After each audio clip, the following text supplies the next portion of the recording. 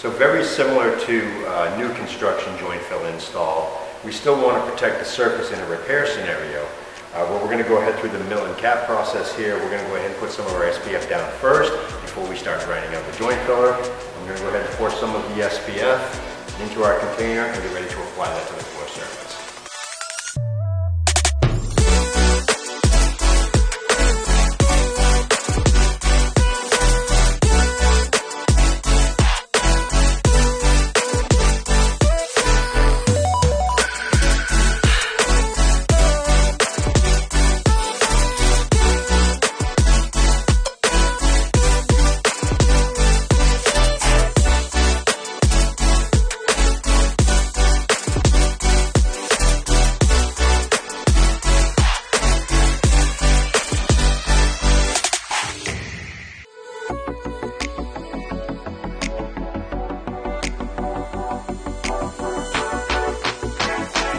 Now that our stain preventing film has cured, we're going to go ahead and mill down the top ½ inch of the existing joint filler and get ready to reapply the same joint filler over the top to repair the separation voids.